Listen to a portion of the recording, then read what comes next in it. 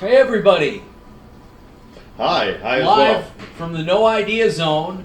This is the first time we've done a live podcast. I'm in Clearwater, Florida, in the mental health facility, the Green Mental Health Facility here.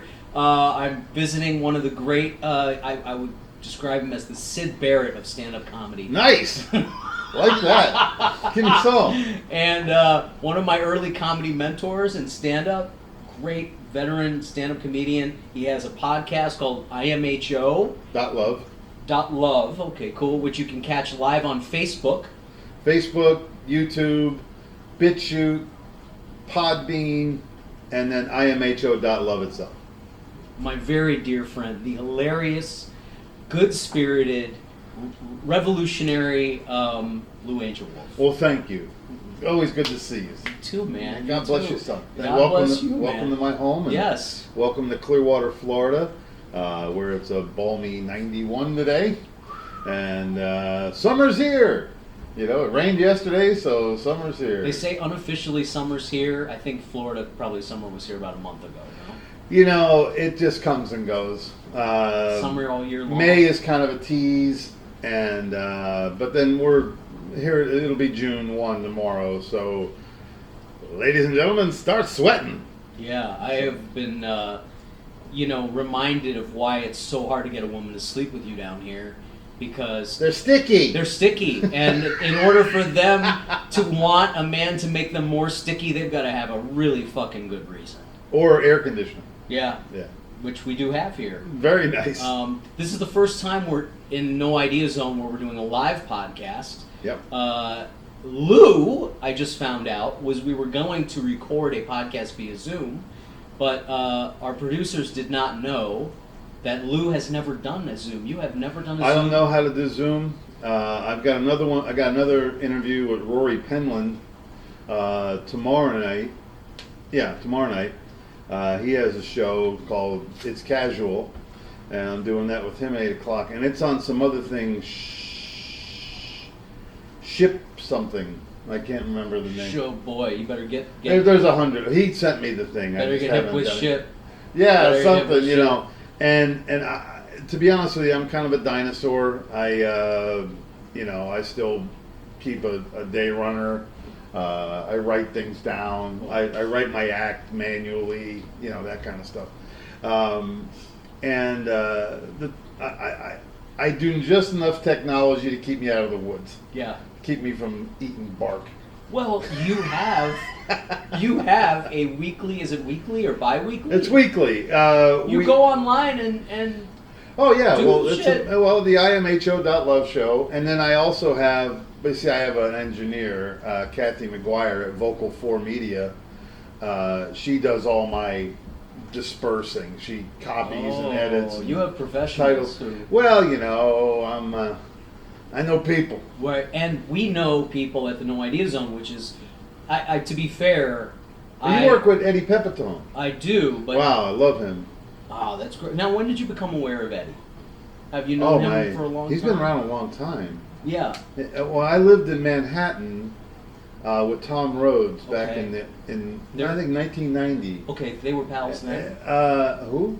Tom and Eddie were pals then. That I don't know, but I remember him being around. No shit. Yeah, You know, or not long after that. the funny thing, because I'm glad you're giving us some. It's all a little blurry. bit. Well, Eddie's stand-up comedy career in the early days, and I've tried to ask him. I've been like, "Tell me about their." He was like, "Well, I went from the theater to the comedy, back to the theater," but it's kind of like asking him, piecing together his comedy journey. It's like trying to get Roy Hobbs from The Natural to tell you what happened along the way. Right. There's no real explanation for Eddie's sort of Just fragmented pieces you have to put together. like Mr. Bojangles or some shit, just Nice. traveling around like a gypsy. And Yeah. Well, so- and the other side of it is too. His last name is the name of my favorite baseball Joe player, Pepitone. Joe Pepitone. Who was the New York Yankees hair farmer that everybody ridiculed. because he was a hippie. First guy with a blow dryer. You gotta love that. So he was like the Joe Namath of baseball. Yeah, exactly. Joe Namath, Joe Pepitone, and all 1969 New And York. New York, right? Yep. It was, So when you were living in New York, I didn't even know you lived in New York. When were you there, and tell me a little bit about that. I lived in Rhodes, and I had a house I had an apartment in in New York. We had an apartment in Washington Heights at 187th and Cabrini, right by the park. Great little place he had there. It was a one bedroom, and of course, he was there first, so he got the master. But I slept on a futon in the living room. We were doing comedy, and I played all the Northeast clubs and Dangerfields and Stand Up New York. And then I was traveling all through. I did all the one-nighters in Jersey and Connecticut. I really loved the treehouse up there. That was a fun room. That's where I met Jimmy Wiggins, and this comedy career of mine I'm in my 30. This is 2021. Yeah, 2021. 40. So I start. No, not quite there. Not quite there. I started in '94. What? 84. I was gonna say 94. 84, Bob. He can't even remember. He's just decade. That's the pipe. 84. Just the 84, 94. I don't remember. Whatever. 10 years. Who knows? Yeah. So you started in 84. 84, and I turned pro in 87. 84 to 86 were kind of like open mics, nickel dime stuff here and there. I had about 10 minutes. You could open up. I could open, yeah, and I hosted things, car shows and stuff like that. So I really didn't do stand-up proper till like 87. Then I became the house MC at Ron Bennington's comedy scene. Ron and Ron. The Ron and Ron show, right. Which I was Large Lou on the Ron and Ron show, should you be of that ilk.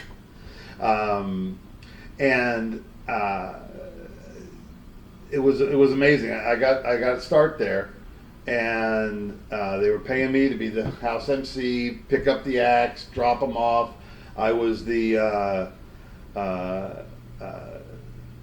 actually prior to that. We'll go back to '84 here.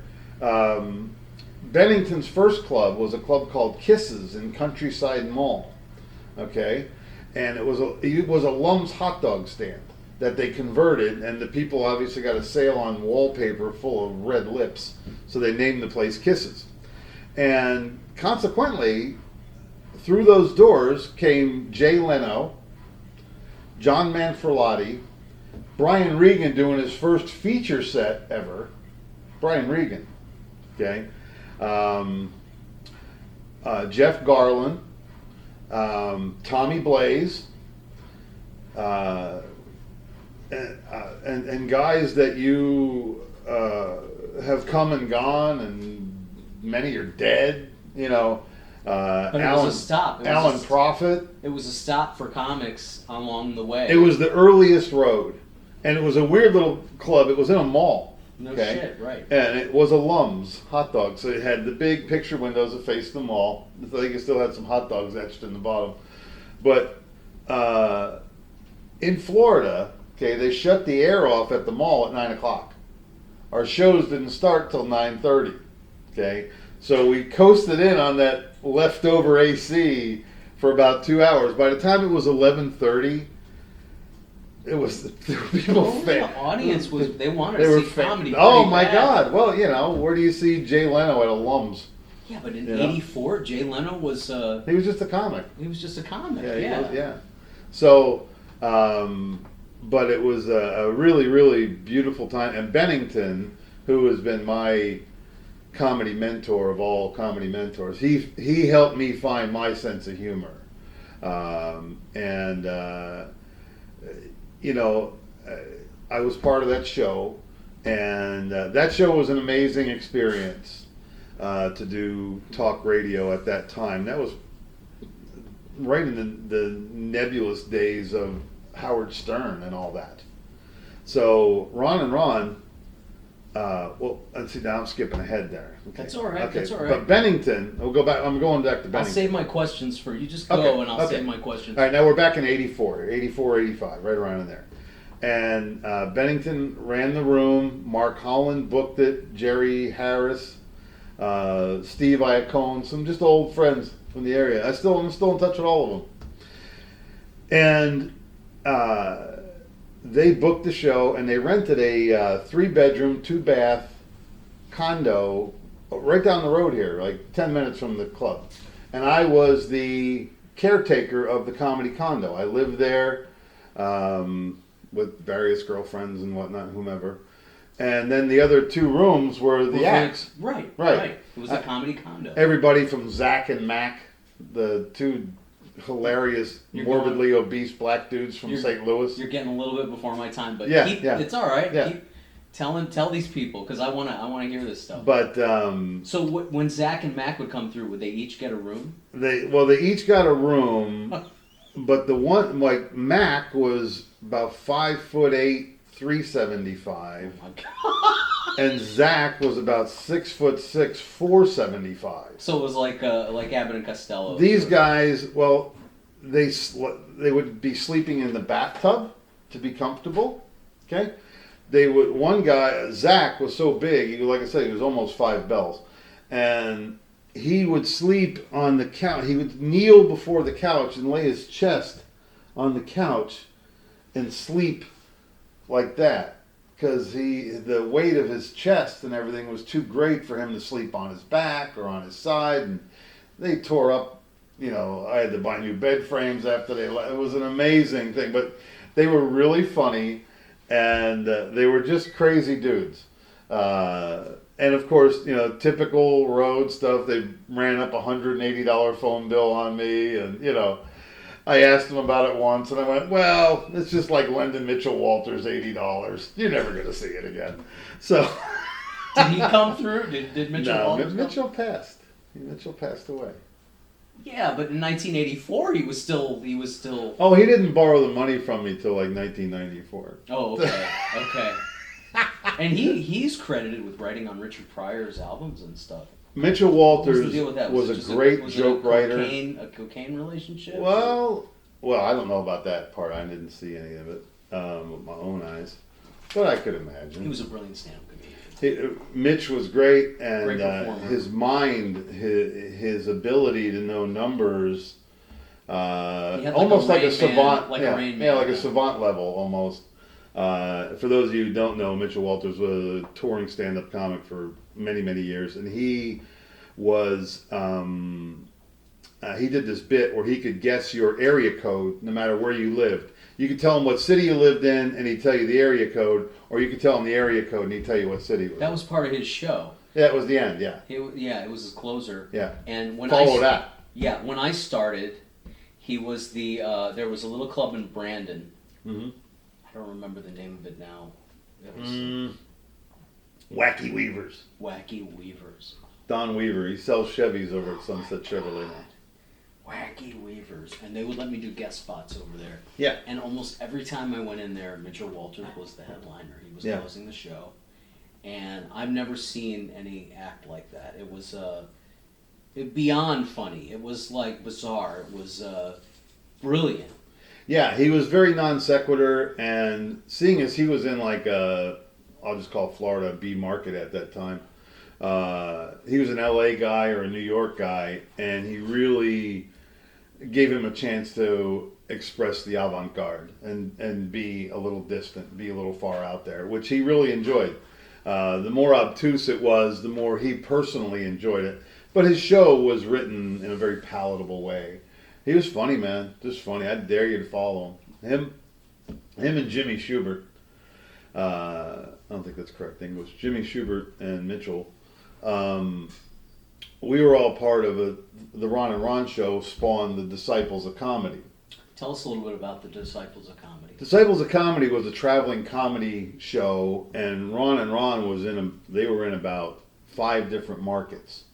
Various through Florida, Georgia, the Northeast, a couple of the radio ownership companies or the group owners that put them on in their various markets. So, but the Disciples of Comedy was Bennington, who loved stand-up. He hosted. And there was Carl LeBeau, who he was also one of the outlaws of comedy. One of the outlaws. And this was kind of like Gen 2 of the outlaws. Okay? This was a lot of the guys that toured with Kinnison and those guys, Carl LeBeau, Mitchell Walters, Jimmy Schubert, Alan Stephen, okay, all fantastic guys. And then Bennington had his local guys, which was me, Dan Carlson, Jeff Appeloff, who has gone on to absolute greatness. I don't know if you've kept up with Jeff, but he has like 5 game shows on the air. Don't Forget the Lyrics, $1 Million Money Drop. He found his place in big time. Not a niche, dude. He found a valley. Yeah. Anyway, and still a fantastic dude. And then there was Ralph Williams, and great San Diego comic, and other guys came and went. I'm trying to think of who else. I don't want to leave anybody out. There was various man. The guy Larry Feeney, who ran Bennington's club for a while, and then Appeloff took, elbowed him to the curb and took over the management of it. And that was with Ross Rebeck, who passed away a couple of years ago. Ross was the attorney for the Ron and Ron Radio Network. So, and he managed those guys back then. He put a lot of this stuff together. They really put some sweet deals together. In fact, the Disciples of Comedy tour, we did Barbara B. Mann down in Sarasota. We did Tampa Theater. We did the Bayfront Center. We did the Tupperware in Orlando, where I happened to meet the mother of my son. I met Melinda there on New Year's Eve, 94 to 95. The Tupperware? The Tupperware Arena. Yeah, to burp the corner to let everybody in. But no, it was called the Tupperware Arena. It was a, I don't know, 6,000 seater, maybe more. I don't know. Wow. So this was huge. This was huge, dude. Huge. We're sold out. We're sold out. 1980. No, this is 1994. Okay. So just before, because from what I understand, but I've spoken to some other comics who have been doing it as long as you. In 1995, 600 to 800 comedy clubs closed. The boom sort of waffled, and 600 to 800 clubs across the U.S. closed at that time. But I guess if you were in the stratosphere and you were doing these arenas, that wasn't affecting you. Well, you had a leg up at that point. Comedy morphed wonderfully, and I was really happy to be part of almost all of it. I missed the very onslaught there, the late 70s, when people were first getting on the up ramp. But I'm still riding it today. I mean, I still perform regularly. I kind of changed venues a little bit. I don't do many comedy clubs anymore. I do local one-nighters that are close for me here in the Clearwater Metro, or Florida actually. But my niche is the country clubs, the over 55s, the Del Webbs. Those are my people, man. Look at this. Yeah. 50 Shades of Grey. And but my act is such, it's very palatable for people my age. I'm 61, in case you're keeping notes. And and people in my age a couple years before and then many years after, their idea was stand-up was 70s stand-up, kind of, okay? Meaning? Guys they watch on Johnny Carson and Brenner? Yeah, kind of that little bit of Levin there, yeah. And they liked observational comics, and they have the patience to sit through a joke, Or a story. Or a story, yeah. And so that was, so my show is kind of like that. It's a little naughty, but it's never nasty. Everybody's happy. Everybody's laughing. It works. I go out in a coat and tie, pull my hair back, reveal my hair later on. It's, he's a freak. Well, you got to go where, if you can find the niche where you're in demand. That's right. what you've got to do. Well, you're an entertainer. Yeah. The comedy clubs, they're finding their own way to profit and survive. A lot of times they'll book some YouTube guy that nobody even knows, but he's got 1 million hits or something. How often do you think that's happening now? Can you give me some kind of... I hear people say that, but I've never actually seen, the reason I ask, I've never actually seen a comic build at a comedy club and I've gone, who's that? And then I haven't seen it with my own eyes. Well, Side Splitters, BC over there, cool dude. He booked some of that. I don't know how successful they were because I didn't attend, but yeah, I'll just watch on YouTube. But yeah, YouTube Live is kind of a weird concept, in YouTube, so you can watch it in your underwear. But I actually think they let people in the showroom in their underwear just so they feel comfortable. Anyway, so speaking of this is a perfect lead-in to a question or a little memory I have, which because of your copious consumption of the green stuff, you might not remember this, but I hope to refresh your memory because it was a fascinating thing to me. It was a few years ago, and you were featuring at name said club that you were just mentioning. Okay. And I came to visit you, avoiding the owner because I didn't want to have to do any kind of camaraderie with the owner, Okay, sure. Which I'm not alone. I'm sure I'm not alone in that situation. But I do love the club. The club itself is a great club. Mm-hmm. And I came in and you were featuring and you did your thing and you did great. And Thank the you. headliner Mm-hmm. was a young lady whose name I won't mention. And we only caught a few minutes of her set. We actually took off.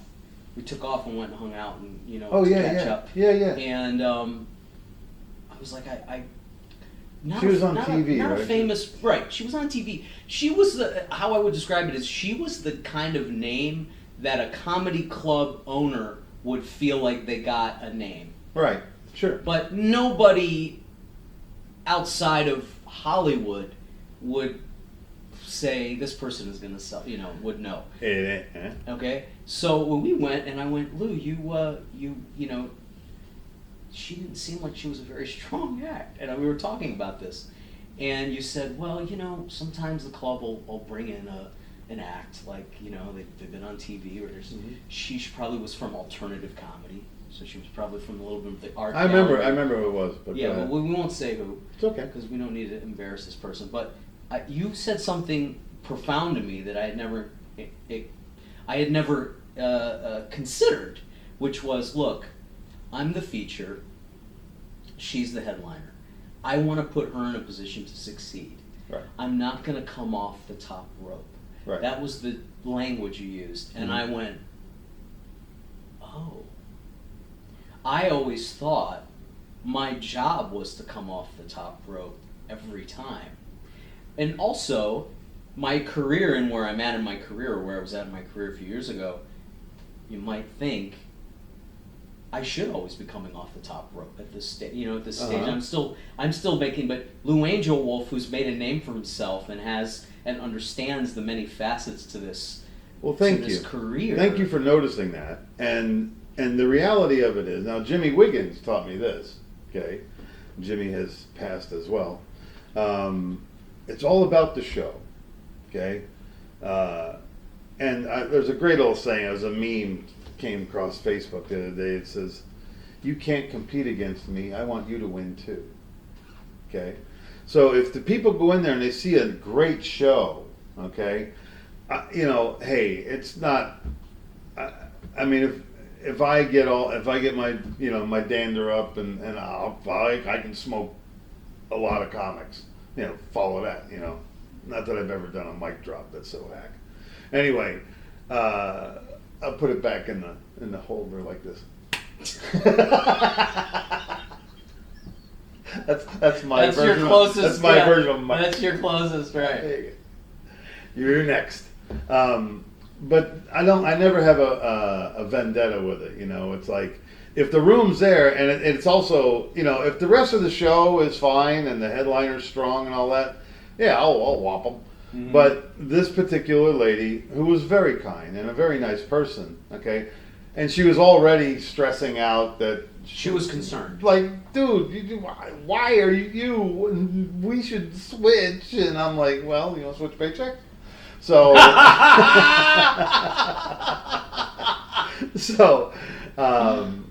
but the sake of I didn't know she was expressing that. I didn't know that. That she was the sake of the show. So if I tune down a little bit, You know, like you'll see like rock bands. You'll see rock bands. Like the middle act will be fantastic, but they'll turn down for the headliner because saving that crescendo, saving that ultimate energy for them because that's who they came to see, or so we think. Okay, so I want to dig into this. First, I want to point out for those of you who are going to be watching this out there, this all. First of all, we're taking for granted that Lou Angelwolf has 5 gears. Not a lot of comedians have 5 gears, you know. Right. So that's why a headliner will bring a comic on the road because it's not gonna. They ain't got no 5th gear. It's gear, It's predictable, right? You know, it was famously like Dane Cook would take a horrible comic to open up for him. Sure. And who wants a killer? I mean, I wouldn't want a killer. Sure. I would want a suit and tie. I would want a Stephen Wright opening up for Dude, me. I high energy. I act, played you know? that science. In fact, Scott Bird, my dear friend, fantastic opening act for me. Self-deprecating monologist, you know. Just perfect. Puts the audience right in the everybody's comfortable. We're Right. making fun of ourselves now. They feel at home. Yeah, they feel familiar. Yep. Steve Baird too was another who's a guy in comedy heaven. Your friend who you introduced me to, Tiffany Barbie, does a good job of that. Yeah, She does a good job. she's of a that. good opener. Yeah, She's a good opener. It's something about her. Certain people just put the audience at ease and they feel familiar. Right. And I'm not the guy who makes you feel familiar. I'm the guy who makes you feel like you want to go out and burn down the math building. So I need comforting. I need the comforting, you know. conflicting the equations. Are Yeah, I need that. I need the someone lovable. That's the name of your next album. This doesn't end up. How about this doesn't end well? This doesn't add up. This doesn't end well. Yeah, but you have 5 gears, so we're starting with Sure. that. So not everybody gets to the point where you may just take for granted now that you have these. Sure, and it's also, you know, having the taste of, you know, look at your audience. Are they a little older? Who are they? You know, I've got some really, really funny material about naked parts of your body and stuff like that, and intimacies and all that other stuff. I leave that out if the rest of the show isn't like that. I don't care who does anything in front of me because, you know, first off, You've been around. yeah, it's funny. The only person I couldn't follow one night, it was at Side Splitters. I was headlining there. Was Frankie Bastille. Frankie came in one night, and we had a little vendetta going. Nothing, just kind of playful. Right. Yeah, A loving, loving little kind one. of, you know. And he came in one night. It was a Sunday night, and I'd been out on the boat all day. I was sunburned. I had Look at this guy. I had 9. Look at this guy already making himself out like Stannis Baratheon, and at the end of fucking Game of Thrones, I was exhausted. I'd walk through the desert. Right, exactly. All right, go ahead. I didn't get that reference, but I assume it's funny. He just went up and he said, hey, he asked the club owner, hey, can I do a guest set? I just want to do 10. So he went, yeah. And I go, yeah. I said, have fun, Frankie. He goes up there and does 30 minutes. Oh, man. Okay, and just rips the room in half, man. Just rips. One of the few times I couldn't follow the guy in front of me. But he went crazy places. He went 20 minutes over his time. 20 minutes over his time. That wasn't a fair. Right. It was a rigged game. Yeah, dirty sex jokes, drug jokes. Right. He left the audience in disarray. And he smashed every premise, you know, so, you know. That was not the only, I mean, I've been smoked a couple times, but not too much. I remember one time when I first got started, I lived in Los Angeles in '88. And I did this club down on, it was on the beach. You could actually see the beach from it. It was Santa Monica, and then it was like a tall room. Wow, that sounds beautiful. Do you remember the name of this? I don't. 88. I wanted to forget it. Oh. I went up there, and you know how LA audiences are. The worst thing is to go into a beautiful room and it just not have get a the job. horrible memory. Not It's get like the going job. on vacation and not getting laid. Yeah. Oh, well, man. I wish it would have just ended at that, but because I would have loved to not got laid that night, but I didn't anyway. But I went in there and I had just moved to LA and I just met some people and I had a decent tape and it was from my home club and I was comfortable. And I'm in this place and there's like 9 comics and I'm like 8th. Okay, so everybody's doing how much time? Everybody's supposed to do 10. But they're all doing 12, 15. Okay, right. So the show's old. It's getting all right. People are getting tired. Right. And dude, I went up there and they just weren't buying my shit at all. It's like, you know, you never know the next day you're going to die. That was one of the days I died. And it was probably it is the most cruel thing that ever happened to me on stage. I got the na na na na na na na na hey hey goodbye. The whole audience in unison just teamed up on me. Wow. And you're making comics out there right now are going to feel better about themselves from dude, these stories, dude. If you never have this, okay, if you never listen to me, where am I at? Okay, if you never have that happen to you, you'll never be able to set that suck margin. You go, okay, this is the worst I've ever sucked. So you're going to have a whole bunch of mediocre sucks over here, but when you get to here and you go, oh, I really suck bad then. But then what it allows you to do is create this other high level of success.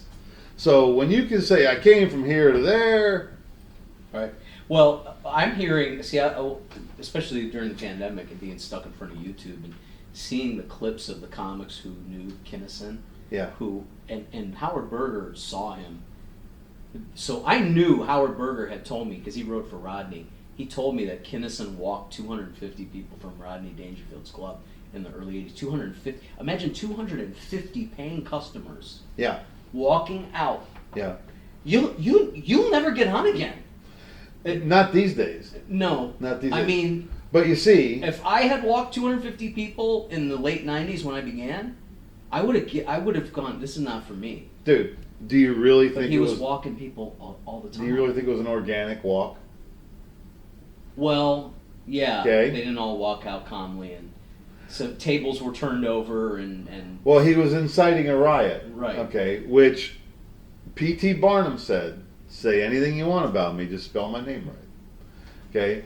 So shit press is better than no press. Yeah. And most comics were getting no press. So the reputation he got from that was actually beneficial to him as well. Absolutely. Yeah, sure. Because he got the respect of the other comics. Yep.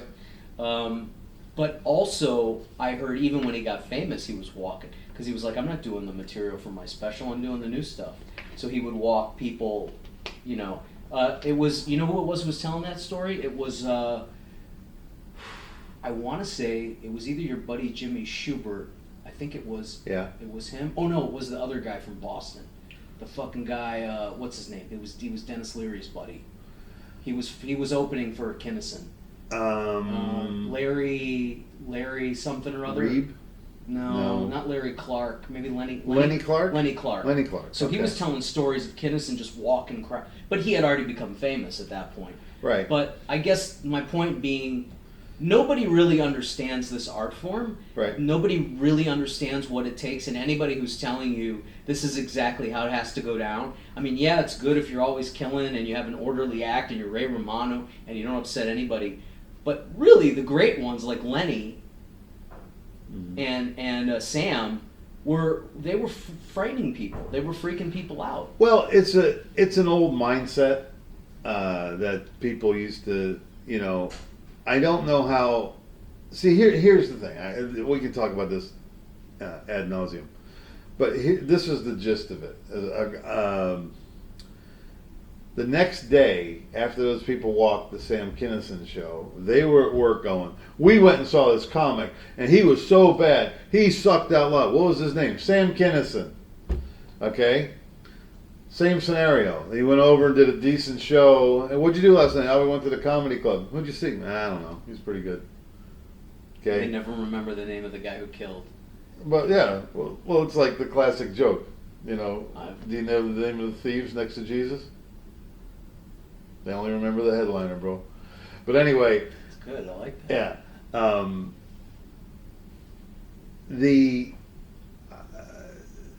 that psychology of saying anything you want about me, just spell my name right, it's got a lot of merit, you know. If you want to read some interesting stuff, read anything by Edward Bernays. I think it's Bernays. He was actually the grandson of Sigmund Freud, and he is the reason we eat bacon and eggs today. He figured that out. He put eggs, and then he put the pork people together, and they go, let's make a breakfast. Okay, it's in the 20s this happened. He was the one that started women smoking. Okay, women were independent with the cigarette. Oh, you can be an independent. I mean, not to mention he was like an early ad man, basically. Oh, he was the author of Social Manipulation. Okay, and we are now witnessing the great grandchildren of this demon spawn that you see every day. So, getting people to do things and moving crowds is a science unto itself. Okay, and see, guys like me and you, we're pretty nice guys, and we don't really want to hurt anybody's feelings.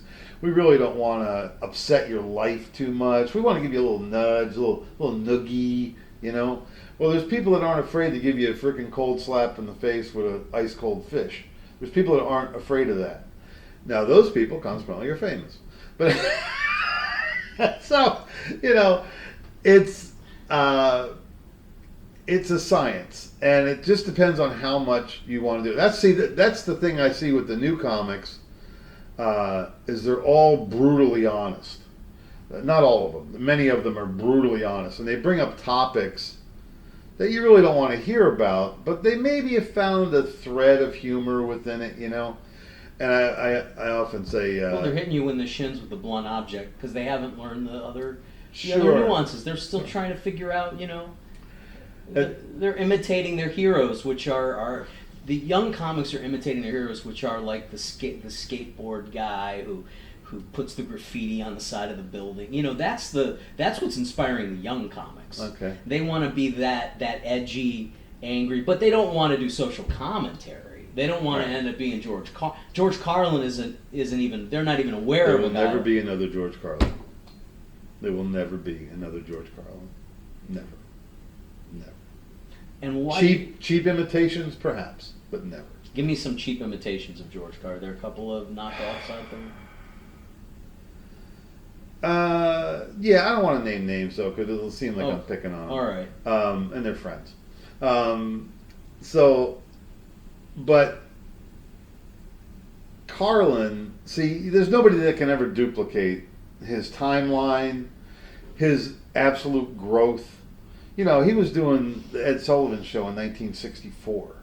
He truly lived. He lived the whole thing. He lived the dream. Yeah, the dream and the agony and everything that went with it. But he was one of these rare situations where it was a guy who drugs didn't destroy him. Right. He was well resourced. Mm-hmm. He had a chip on his shoulder, and he was a super smart guy, and he wanted to push the boundaries. Sure. So he had all of the. It was like a planets aligning. Mm-hmm. Yes. You know, because sometimes you have guys like Bill Hicks where they have all that talent and ambition, but they get destroyed and they don't make it to have that. Right. Right. Yeah, Hicks was amazing. He said a lot of amazing things. He had some bits that were really incredible. And you know, he definitely made a big impact on our business, okay? But as far as profundities, he had a good amount. But Carlin. Well, we don't know what he would have. You know, Carlin lived till 70, so we don't know what Bill. That's my point is with Lenny and Bill Hicks and these guys. They didn't get that. They didn't have the whole thing happen. Right. Right. You know. Yeah, and I know you're a big fan of Lenny Bruce, and I've listened to all his stuff, but he became so self-indulgent at the end. And I get the social commentary, and I get going out of bounds, and him getting arrested too was part of his fame and mystique. Okay, and that's all fine. Okay, but to be honest with you, the way of the peaceful warrior, it's not the way I go. I always wanted to be in this like forever. Right. Okay, and maybe I haven't accelerated my career as hard as I can, but I haven't done my best work yet. So there's that. Well, you came, 25 years after Lenny Bruce. Yeah. So, or 20 years or so. Yeah, all those bridges were already torched, rebuilt. Yeah, where partially he was, torched again. Right, absolutely. I've heard the criticism of Lenny Bruce being people say, and comedians who I really respect say, and they've said this about George Carlin too, they just don't think they're funny. And I've heard Bill Maher say, actually now that I'm thinking about it, Bill Maher said he didn't think Lenny Bruce was funny. There are other, my friend Al Toomer, who's hysterical. I think people don't understand the experimentation and the violent margins of where you could take comedy. Mm-hmm. And that, they don't think he's funny, or my uncle doesn't think George Carlin's funny. I mean, I'm like, how do you not fucking think George Carlin? Like, to me, that's just mind-boggling. Well, I mean, and really, and at what, he gave you every brand of comedy. Okay, he gave you the '60s, hey, right, and then he gave you the '70s hippy dippy stuff, right, and then he gave you the '80s stand-up observational stuff, and then the '90s he got angry, and he got angry, and then the last special that he did, the one where he's like in the graveyard, is absolute. It's brilliant. It's absolute. It's so great. Man. It's of the best, and I really do believe he told some secrets. Right. Okay. And one of the most quoted lines I see online anymore is, "It's a great big club, and you ain't in it." So for him to reveal the overlords like he did, okay, to literally a lot of times a nubile mind. Oh, really? Oh, things are bad. Oh, maybe I should question things. Whoever the first guy was that printed the "Question Authority" bumper sticker. Okay. How about that's why they call it the American Dream, because you've got to be asleep to believe it. Yeah. It's a pretty great. It's a good line. It's a pretty great line. Yeah. I mean, if you as a comic had just that line. Yeah, you could tour. That'd be. He could tour on that line. He's gonna say it. He's gonna say it. The meme, you'd just be the meme would be your Facebook. You'd be the living meme. Yeah. Well, the only thing I really got to say is, well, I have many things to say. I don't like to deal in hyperbole. One of the many things I have to say is this has been an absolute treat for me. Doing stand-up for as long as I've done it, through the many phases of it. And I had some chasms of time where I didn't do a lot of shows. I mean, my son was born in the... You had life. Yeah, life got... But I always stayed in there, man. I always kept, and Alan Prophet and I have been doing the country club market for 25 years. So when I can make in one night what I make at a week at a comedy club, why wouldn't I do that? And especially to people who pay to cover, have money in their pocket, want to be entertained, came to be entertained, and they're paying me well, and I look nice, and the stage is good, and there's lighting, and people care, and there's things. It's an event. It's a thing. It's the way it's presented, the way it should be. And it wasn't that long ago I did a show where the comedy show wasn't even announced. It's just they sprung stand-up comedy on a room full of diners. And wow. That's where you're supposed to learn. Learn my ass, dude. That was a bad booking by a bad person with no foresight, no idea what the fuck they were doing. Wait, was this recently? Wasn't that long ago. Oh, that's bad. Wasn't that No, long that at your phase of comedy you should never be. But for a young comic, that would be like a dream come true. You're going to give you, here you go. There's guys who go on fucking Venice Beach. I'm not even talking about a poster up in the lobby. I'm not talking about anything. The people are looking up on the stage, and there's a sound system and lights, and they're going, "Where's my shrimp scampi?" So, Can you tell us the name of the establishment? no, I wouldn't give that son of a bitch. Oh, man, that's so funny. It's just, Did you get paid? no, that's the worst part. We got stung at the end. We got stung at the end. Can you tell us the city? Second time. Can you It's in tell us- Florida. It's on the west coast of Florida. Okay, what? Oh, so it's Okay. out here. It's out here. Not far. Not far. And I did it Oh, man. to I did it just to keep my chops up because that's about the show's coming. Right. Right. So It's then amazing the horrible situations where that will lead you into. Oh yeah, sure. Well, I just do it. Getting your chop, Yeah, right. get my chops up. Right. Well, what do you think I had to do this last year? I'm in LA. Right. They were doing shows out on the street. I was doing shows out on the street for the neighborhood. With a megaphone? Hope in the neighborhood.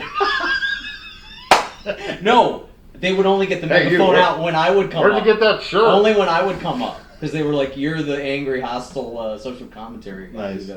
Oh my God. And you're hoping that the neighbors will stop. Right. And if you got 4 or 5 neighbors to stop, you were, wow, you really were See, good. dude. I mean, what But are that they- was a unique year. This was a unique Oh year. yeah, So, sure.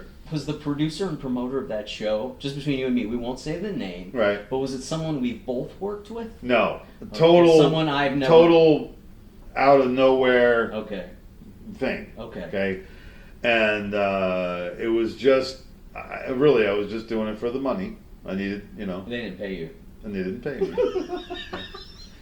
So, but I'll also tell you this: 36 years in the business, it's only the second time it happened, and I almost could smell it when I got there. I go, "This is a fucked up scenario." You could Yeah. your spidey sense. My your sp- intuition. oh, dude, your my intuition my wolf hackles were. Yeah.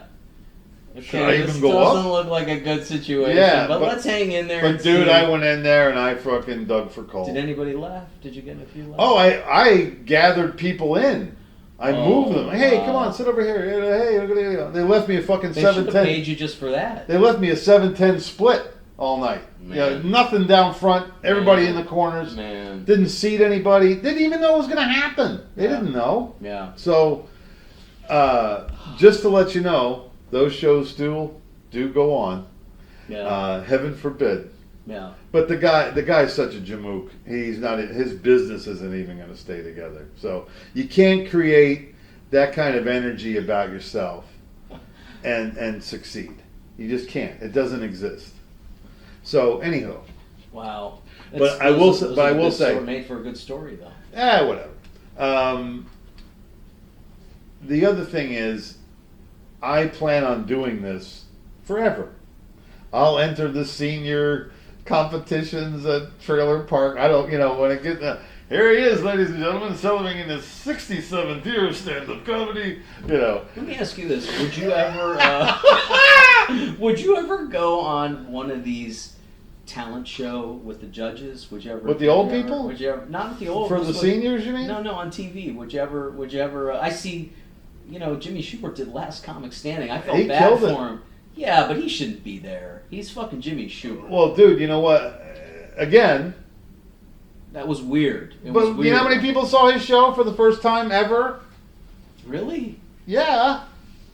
The show has No, that's millions. a pretty well circulated guy. I mean, But that's a pretty he's well headlining circulated comedy show. clubs. He's selling. He's packing. Believe comedy. me, dude, it did not hurt his career. It was still surreal. And we were all rooting for him. I know, and I get it, but it was. And still, it was so funny. There was some like newbie girl that was in one of their like off-camera things. Some newbie girl who was like supposed to coach him or like give him some advice, and I'm going. Come on, I know. didn't see that part. Yeah, it was kind of whatever it was. Well, that is comedy. That in itself is comedy. Yeah, and I'm going. Schubert left jokes on the back of napkins funnier than this woman's act. So, and never picked the napkin up, by the way. So, it is. There's no exacting measure on this anymore. It used to be. You worked as many clubs as you could, then you went to the city, then you worked the city clubs, and then you just rammed the door till you got a TV spot. Merv Griffin or Dick Cavett or those early guys. Who's another? Merv Griffin and there's another guy that was out there that had a similar name. If they make you think of it, go ahead and say it. You're going a little bit Way, ahead. way back. This is like when Freddie Prinze and those guys. I don't know if I was born yet. You probably weren't. But then then all you had to get was a TV spot. And oh my God, if you got the Carson show, Well, or if you got that. yeah, and then you kind of, that was the path that a lot of guys took. In fact, you can still find a lot of those guys out there today that are still running that path. So, but it didn't happen that way for me, I had other things happen in my life, and I was part of a motorcycle ministry for a lot of years, and talking to third strike juveniles in jail. You also survived a couple gruesome motorcycles. Oh, I had a bad car crash in '91. I had a bad motorcycle crash in 2001. I've raised a incredible 21-year-old son. I've been married twice, divorced twice, watched all my shit leave twice. I've been through some rocky relationships and stuff like that. And I can't say that comedy broke them up. Probably my arrogance broke them up more than anything else. My ego or insecurity. Probably insecurity, if you give it that. And comics, if you're out there and you're feeling bad about your insecurity, know that it's fuel. It's absolute fuel. Creative fuel, but not for your relationships. Not for your relationships, And the other thing is you really, if you're an artist, you should be with another artist. Just for the ease of relation. If you're with somebody and you have to respect their performance time or their creative time, that's something. Okay. Although I've tried that a couple times and it really hasn't gelled out any easier. Well, you're also not living in a place with a lot of other this is a regular, like if you were living in LA or New York, if you'd made Right. a life there, you'd probably have an easier time finding a partner.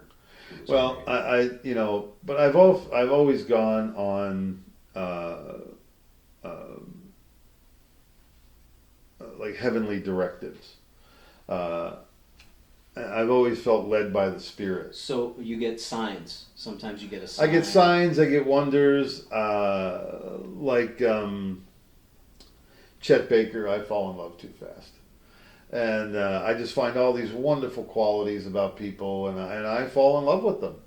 And then the reality of us together starts to form. Okay? I've already sold it to myself. I go, this is a great chick, man. Right. Well, yeah, what could possibly go wrong? Right. Oh, wait, she's going to get to know me. And vice versa. Yes, exactly. And then I get to know her, and then we find out, wow, yeah, that was, yeah. So, but here's the thing. If I'd done it once, I'd say, oh, that was the mistake. But it happens a lot. Yeah, I don't think you're the only person this has happened to, though, also. I'm sure not. Yeah, you're definitely not. I'm You're not sure. alone. You're not alone.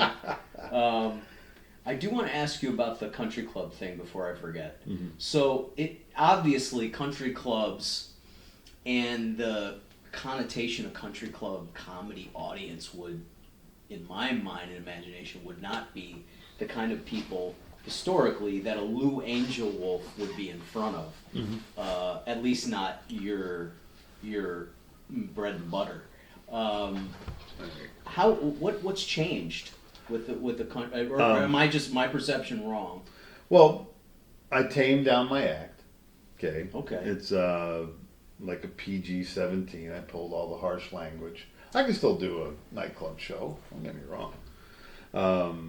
But I wrote a nice show for them. Okay. Little naughty, but never nasty. I'm not pulling on any body parts. I'm not grossing anybody out. I'm not. And it's not controversial. You're not. It's not. They came to laugh, and that's what I'm making them do. And I've never had an issue. We've done a couple of shows that went okay, but you also, like everything that if you're in a ballroom. And you got lighting, and you got sound, and you got people. And see, that's the other thing, too, that a lot of these shows miss now, is these guys, the people that come to see my country club show, it's usually part of a dinner show package, They pay a cover, they pay for their dinner, they're tipping the waitstaff, they understand their place. Right. to where a lot of shows anymore that are booked are free. Nobody's collecting a cover charge. Right. Nobody's so getting the audience paid. actually has some skin in the game. Exactly. They're like, yeah, they really sure. want to have a good time. Yeah, they got it. You know, they just paid $80 for a dinner show package, and they have fun. They want meatloaf. So, or prime rib. A lot of prime rib. Meatloaf at the country. Come on, honey, we're going to get some meatloaf at the country club. They have it. This depends on which gradient of country club. Dude, I've seen them slicing filet mignon. I mean, and that's the other beautiful thing too. These gigs almost always come with 2 dinners. Right. Yeah, now, can you eat before you go on? No. So I you box eat it. after you box it and Yeah. take it home. Yeah. That's something I've never gotten into with a comp. I never eat at night. I save it for the next day. If I got a show that night, if I haven't eaten by 5 o'clock, I don't. Right, because you don't want to go up It there. throws your breathing Comics off. do that shit. They do that shit. Oh, I They'll know. have a fucking big dinner and then go perform. While you're and your body's going, oh, shouldn't we be traveling now? It's time to go to sleep. You ready to go, Scott? I'm out of here. Oh, we got a podcast bomb coming up. Scott. This is one of my comedy buddies, You can say hi Scott real Bird. quick. There you go. Scott Bird. There's the Hey, guys. center camera. There's There you Scott. go. There he goes. Thanks for dropping in. Happy, Have fun. Happy holiday. Happy, joy. See you, Scott. Take care, guys. But like I said, I plan on doing this as long as I possibly can. I have great fun with it. I got some new stuff coming. I have found somebody that wants to do some radio theater. Oh, meaning and like old timey, like skits, okay, and stuff like that. with the sound effects and Sound stuff, effects, and now with the computer advantage, you can do green screens, you can do all kinds of stuff. So that's soon to be revealed. And my comedy bookings are starting to come through. I'll still work a club if it's there's not enough club work for me to be a full-time club comic, Right. And I don't want to go back to being a starving artist. Right. Well, dude, you don't have to explain. Yeah. You don't have to explain it. Sure. So the clubs, and also here's another thing I remember is when I was starting out. So like, let's say, 97. I think I met you in like 96 or 97. Yeah, it was early. It was early, and I remember you saying for the club that you mentioned and the owners whose name we won't mention, you said, I used to headline this club, but the owner said to me I could bring in 4 times a year as a feature, or I could bring in once as a headliner. And Every 14 months is a headline. or something Yeah, like that. yeah. And That- you said, well, I'd rather be able to work. Yeah, I do that. I do that with the clubs here in Tampa Bay for the frequency and the stage time. Right. You book a night, and I try to plan those when I have country club dates coming. Like, say it's the beginning of the month, I'll do a week at a club in the get you- feature spot. Okay, I'll do McCurdy's, or there's other clubs in the area. And McCurdy's in Sarasota. They're going away. No, they're not. They're Are opening they- are back they up in open? June. Oh, okay. Yeah, they're opening back up. Okay, but they've been down. Well, Right. Sarasota's like so anal about the whole Is it? mask. It's and- not McCurdy. It's Sarasota. Oh, it's Sarasota, the city. Dude, I just They're played busting his eggs. Sarasota. I just played Sarasota. Are they all muzzled up down there? No, everybody was maskless. Well, that's So I don't know, recent. We're getting into some conflicting information here. Well- we're getting into some. It was recent. It was Tuesday. They Okay. flew me Well, in to but do- I'm saying through the last year and the beginning of this year, it was on and off. Now, don't forget, he's not just running a one-nighter or a bar that does comedy. He has a Right. full-time comedy in a club theater with It's a like full-time theater. staff, Right. with a full-time Yeah, theater. what I did was an outdoor bar, like tiki type bar that only holds probably about 100 people. So Yeah, I did one out there too, and a lot of people weren't wearing masks and stuff like that. but you don't want people wearing masks at a. You don't No. want to go to a show with people wearing masks. I got my mask from the first day; it's still clean. You hear that, women out there who may be in the Bay, Florida area? He still has his mask from the first day, and it's clean. There you go. So the that situation down there, like I said, it was, and it wasn't like, you know, he needs to gross X amount of dollars just to turn the lights on Right, so per day. 50% capacity ain't gonna. Right, exactly, and then all scattered out, and don't forget, you have an older demographic down there in Sarasota. It's one of the biggest retirement destinations in the country. You got people that are 70. A lot of his audience is 70 plus. That is what I heard. His Okay. audiences are older. They're older and they're scared. They're watching TV, and the fear mongers are blasting it in their face that don't go out or you're going to Well, explode. they're the ones that are, they're the ones that are high risk. Right. So So whether it was justified or not justified or just fear tampering, whatever it was, it doesn't matter. But he is opening up in June. He's starting to advertise dates, and probably one of the nicest club owners in the country. He's just a fantastic human being. He's how an old many friend. times a year do you work McCurdy's? 4 to 6, and that's what I say. I'll grab a week down there, then I'll go out and do the country clubs, and dude, I'm butter. Do you close at the country Yeah. clubs? Okay, so it's good to feature and then close. Like Yes. that. Oh, yeah. Oh, it's such a great, Oh, yeah. perfect. Just hang the extra 15 on the end, and Right, that's right. So yeah, it's this is. I talk to young comics fair amount of time. Sometimes, if I'm noticing they're doing something that's going to go somewhere, I'll take the time. But some guy just up there plowing through because somebody bet him. I'm not going to spend much time with him. But if you have the ability to make a room full of people laugh, it is up to you to actually fulfill that feeling, fulfill that promise that the universe has given you, that you can do that because it's a worthy thing. You owe it to yourself to exercise that ability within yourself for your own personal redemption. The fact that I can knock a room full of people out with comedy and leave to thunderous applause, It's amazing. it's amazing, and it almost is like a salvo for everything else I don't do quite as well. That kind of overlaps into my poor paperwork skills and stuff like that. So I think I've always felt that it's an appropriate salvo. It's a perfect way to say, look, I can do what nobody else can really do well. right, The things that everyone else seems to have easy time with, I need a little help. yeah, That's yeah, all right. yeah. And that's the way we are. And what's nice is I actually employ people from time to time to help me. I know So- that. I know you do. So, but I passed you along to my buddy. Remember my young comic buddy, who's out there in Bradenton.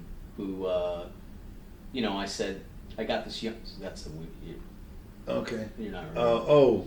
I had this young comic buddy who moved from L.A. Right, who I right, was right. like, this guy's a good guy. He's a talented guy. He just needs. Right. He needs a little. He needs a Mhm. Crash Davis. He needs a. Yeah. What's his name? His name's Chris Sanders. Yeah, Chris Chris and I talked. We were supposed to get together, but during this whole time, Dude, you've been going through a lot of. oh, You've been going through a lot of crap. a lot, and I've been traveling a lot too. Right, Anchorage, I was Alaska. I was in Alaska Colorado? last year, Yeah. Idaho, Colorado, New Mexico, Minnesota, Iowa, Missouri, Tennessee, Georgia, Alabama, Mississippi, all over the Florida. intelligence community is well aware. They know exactly where I'm at. You post the pictures. They know what kind of It coffee is- I like. And by the way, people, if you want to just be lifted out of your doldrums you need to follow this guy on social media. I wouldn't say that very often. There are only a handful of people that I would say I see them on social media and they make my day better. Ah, nice. And you and a few other people really genuinely do that, where it's not a vanity. A lot of social media is banality, vanity, people announcing things they shouldn't be announcing, and fighting. And none of that happens. Not on my page. No, you really do have like a It's lightness of being. Yes, very nice. You have Thank a lightness of being. It's kind of a Guru Lou thing. Oh, a Guru Lou, I like yeah, that. I got that. And it's funny. there's so much positive reinforcement out there. The internet, one of the things it's done, it has really expand the spiritual consciousness neighborhood all over the place. And here's you know, in this world, I mean, if you haven't accepted the fact that there's good and evil in this world, you got a long way to go. Okay, there is. Good is the ever present. Love is the ever present. Love is the thing that never goes away. Okay, it is the life force itself. Okay, now consequently, somewhere in the organization of our celestial custodians, okay, some bad guys crept in, or a force came in that's dark. Okay, that is, see, to me, the human spirit is cohesive, it's communal, it's peaceful, it's gentle, and like I said, you can't compete against me because I want you to win too. Okay, so with those kind of things, you know, it's like the old saying, between heaven and hell, people are stuck at this banquet table with these really, really long forks, and they stab the food, but they can't. The fork is too long; they can't get it in their mouth, no matter how they try. And they have this feast before them, and they can't even get it in their mouth. Like this level of limbo. Right? They just the food's out there, and they can't manipulate it to their mouth because the fork is too long. And then heaven, the people are feeding each other. The fork reaches across the table and feeds the other person. So, I believe that is our internal default setting. That's where we're supposed to be. Consequently, money, greed, politics, ego, whatever, all that stuff that travels in a pack, control. They came in and started dividing us. They offered us things that were carnally pleasing but spiritually damaging. Okay, so this century after century of carnal pleasing and spiritual damage, we're in this really rugged place now. The darkness has gotten darker than ever before, but consequently, the love continues to expand at the same rate, and because love is the final answer to any question. It really does come down to that. You can whittle questions away down to nothing. The final answer to every question is love. And like the daisy pushing through a crack in the sidewalk of a burned out city, that is what love is. Love will not die, ever, ever, ever, ever. It is the force that makes us go. So it's, you know, I always say, you know, love loses some rounds, but it's going to win the fight. And it's, and what you got now is you got a lot of people playing on fear. You got a lot of people, see what it is, it's all that lower vibration crap that they let people get involved in, that they instigate themselves. But when you elevate your thought processes above that, okay, and you can't even pay attention to that din.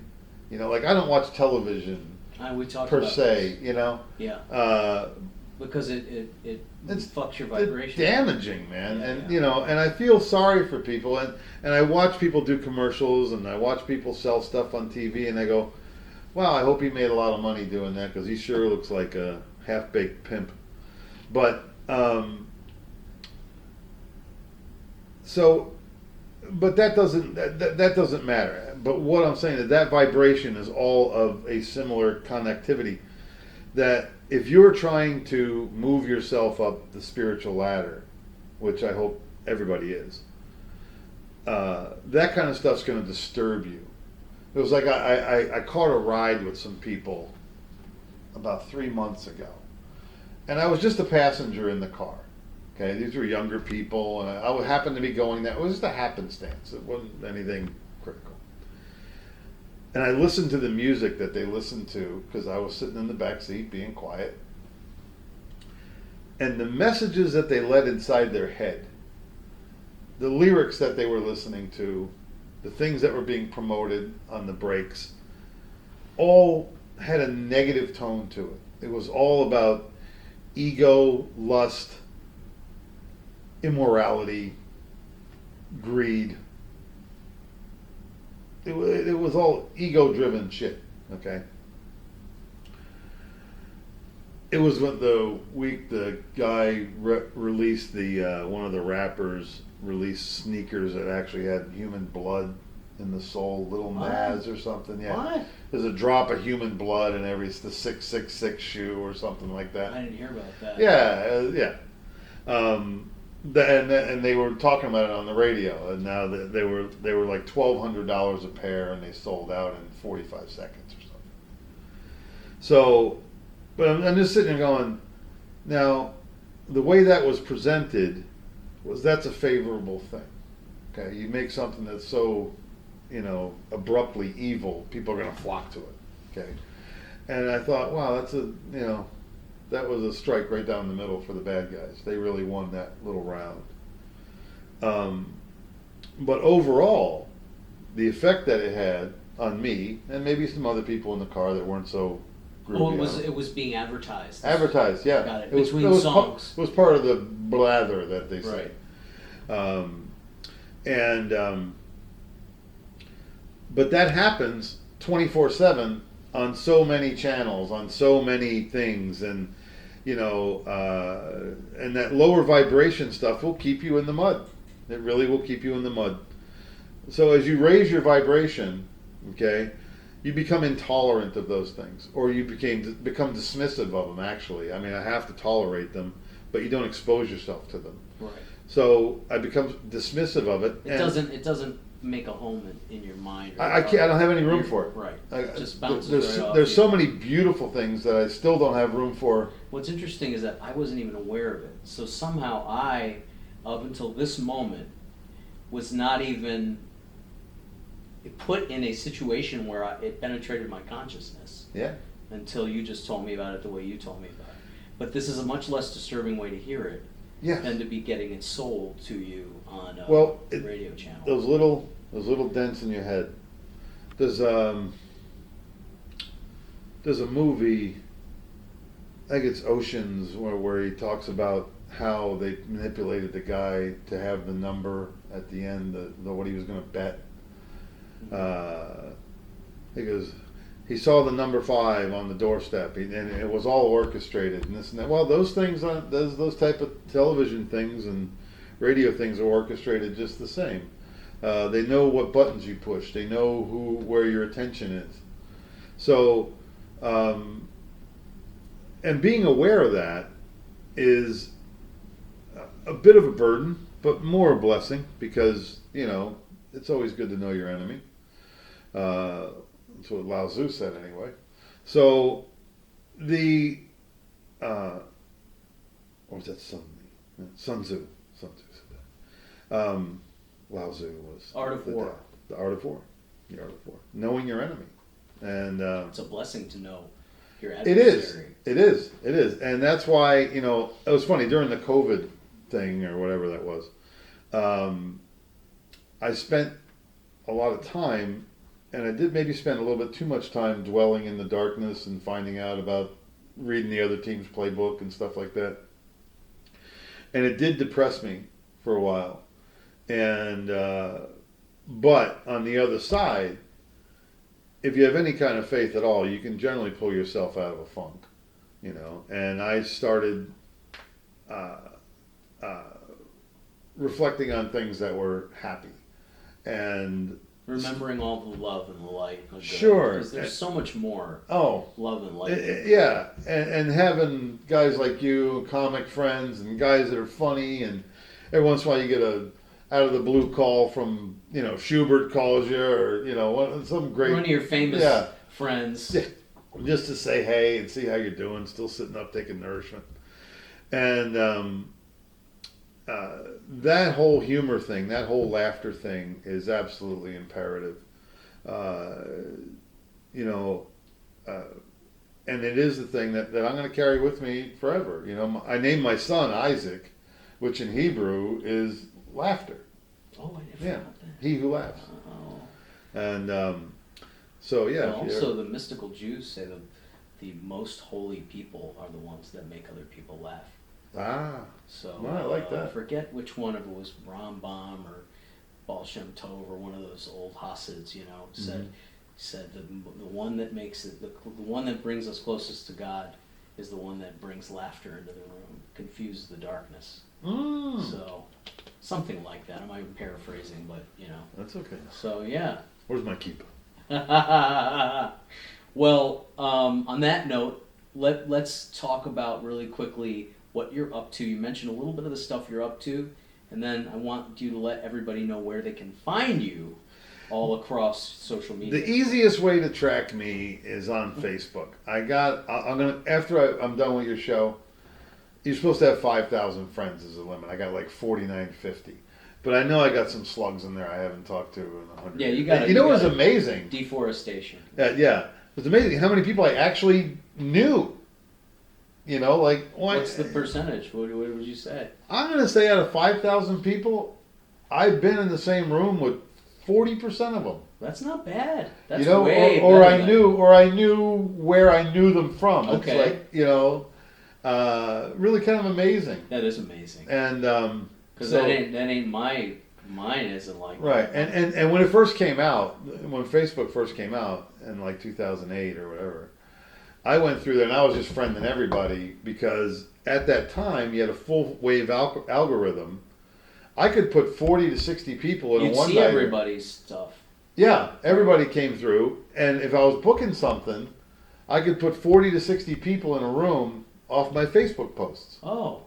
Yeah. Shit. Yeah. So that was the beginning when it was the Wild West. Yeah, it was. Yeah. Oh, wait a minute. Not more well, than that's how they let us in with the big sugar cube. So yeah, I'll make some more room. You can friend me on Facebook. imho.love is also, we have a page on Facebook, and then the actual website itself, in my humble opinion, .love. .love is a suffix you can get now instead of .com or .net or... Cool. Okay. And in my humble opinion, .love, I do the show with Mike Merberg, who is a graduated Princeton historian. He's an attorney for 36 years. Brilliant guy, studies the Tao. Real peaceful cat. He's been a wonderful, wonderful help to me. I love him. He's a great brother, and a real funny dude too. And he wears the same shirt. That's his uniform. He, I think Columbia Sportswear Fishing Division posted a profit. They should definitely be kicking him some. Yeah. For all of that time that he's been sporting their. Well, he's got me wearing. You're wearing it. I wear the Florida colors, Yeah. He likes tan, but he's a great big man. Yeah, he's very Brian Dennehy kind of guy. But I think Brian Dennehy was only like 5'8". Well, he seemed like a much. He seemed bigger, but Merberg's 6'6". Wow. 310 pounds. You guys just visited the memorial for Memorial Day. You guys went to. Yeah, his son is there. His son perished in Army Ranger School. Oh man! And big ugly thing.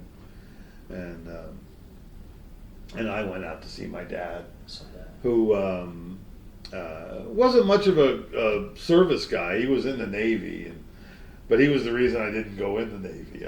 When I was about 16, 17, I go, Dad, should I go in the Navy? He goes, it sucks. But if you served, they give you, free burial in there. So, and we took advantage of that. And my mom can be buried right on top of him, which I hope he likes that part. But did I just make a joke about my dead parents? But anyway, so you can't do that at the country club. No, but when you do, it hits too close to home. I'm telling you, that's the punchline. There's the point. That's the big payoff. There you go. You got to do that on stage. So I will. That's fucking hysterical. Thank you. I got a couple of. I got some fresh stuff that's really coming up good. Funny. All of eternity. There you are. Anyway, so. Yeah, where So like I said, follow me on Facebook. I generally post where I'm going to be playing. A lot of times if I don't post a country club, it's because it's a private and you can't go anyway. But if I'm playing a You gig, still have standalone. I still see you yeah, gigging around town and Yeah. around the state. So I'm playing. I work with Mike Murillo, and you work with Mike. unfortunately, I have. He's a great. He books some good stuff around here. Some Well, fun not stuff. for me, man. Oh. I had a horrible experience. Oh, with him. that's a shame. But, you know, Well, I refrained from mentioning that until this podcast. oh, okay. So I Okay. showed self-restraint. We'll just leave it. Yeah. Okay. Or we can edit it out. Or whatever. too. So yeah, so if you want to follow me, imho.love, my Lou Angelwolf page on Facebook, inbox me or whatever, however it gets done. I'm also on BitChute, Podbean, YouTube, and there's one more avenue, I forget. Kathy does it. I don't know. Okay, But, but you got 5 out of 6. Yeah, not bad. And what are you working on? And tell us if there's anything you're. The show I'm working on is coming up with a lady named Linda Martuch. Is going to be like a radio theater kind of a thing, and a funny kind of awareness show. Kind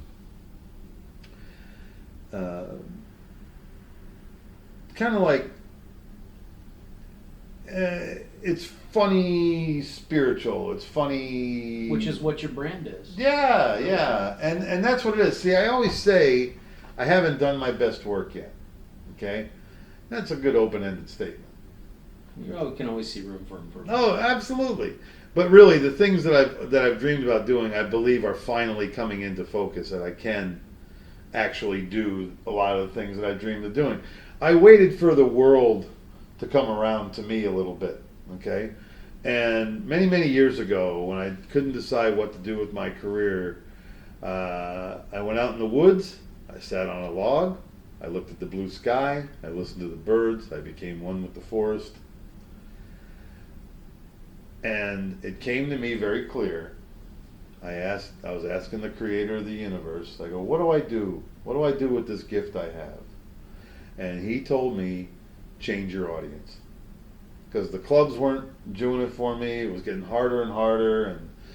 And the alcohol, and one of my least favorite things, I love women. Love them. They're so wonderful. Such beautiful creations. I can't believe how, if I ever do meet the creator hand to hand, I'm going to give him one of these. Nice job on the ladies. My least favorite thing in the world is a drunk woman. They've ruined so many of my shows, and it just doesn't gel for me. I just, if you're gonna have drinks, be quiet. Just be quiet. This is what was communicated to him in the woods, ladies and gentlemen. Get clear of the drunk women in your audience. He told me to change my Yes. audience, and I'm telling you, the drunk women was a factor part of it, because, like, prior to that week, I had like a drunk lady, and I had to say harsh things to a woman, and that bothers me. It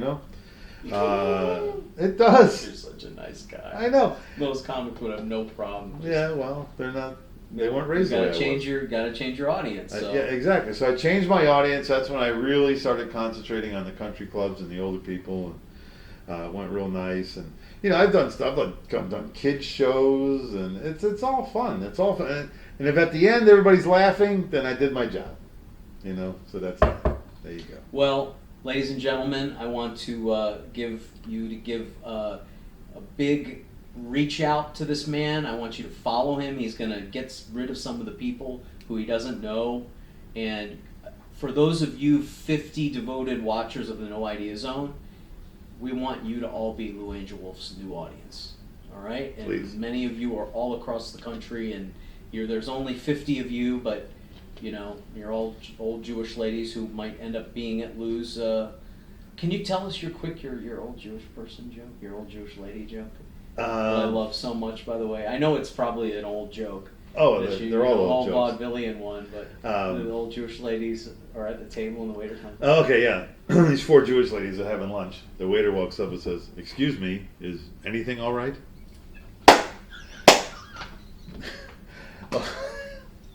Old lady's walking through the courtyard of her retirement home. She's out there on her walker, and there's 3 old guys sitting on the bench.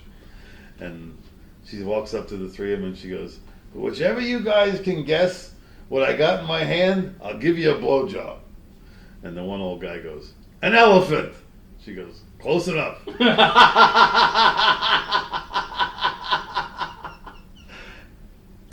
This old guy's walking through the hallway of another nursing home. He stops in the middle of the hallway. He goes, "Oh no, I've forgotten how old I am." There's an old lady sitting on the bench over there. She goes, "Come here, I'll tell you how old you are." And he steps over there, and right as he gets there, she reaches up his pajamas and grabs him by the Gesachgehagens. She got the left one, she got the right one, she's tugging them together, moving them around, moving them over, moving them left, and around. She goes, "You're 84 years old." He goes, "That's amazing. How'd you know?" She goes, "You told me yesterday." This is what you do. This is the. I throw in those little, just like, it's like corn for the raunchy. chicks. It's like corn for the chicks. It's a little nudge, but it's a little not nudge, raunchy. yeah. This is for the Christians. This guy joins the monastery, and it's one of the monasteries that has taken a vow of silence. So the guy's there for the first year. He does his silence thing, and he meets with the bishop, and the bishop tells him, he goes, "Hey, look, I know we've taken a vow of silence, but you're new here, and for the first little while, we'd like to, let you express yourself. I'll give you 2 words. What do you think of your first year?" He goes, "Food bad." He goes, "Oh, okay." So another year goes by. He does his vow of silence, meets with the bishop. He goes, "And what do you got to say this year?" He goes, "Bed hard." He goes, okay. So 3rd year goes by, has another meeting with the bishop, and he goes, "And what do you got to say this year?" He goes, "I quit." He goes, the bishop goes, "It's just as well. You've done nothing but complain since you got here."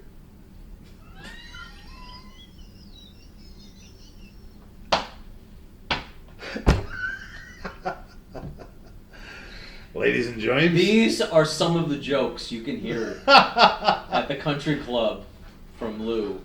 for right? $80 and a slice of prime rib. That's it. And he has earned it. Mr. Lou Angelwolf, I love you. I love you too, brother. buddy. Thanks so much for joining me. Thanks. And those of you that know Idea Zone, make sure you follow this guy, and we will see you next week on YouTube. Hey everybody. I hope you enjoyed whatever you saw on our channel today.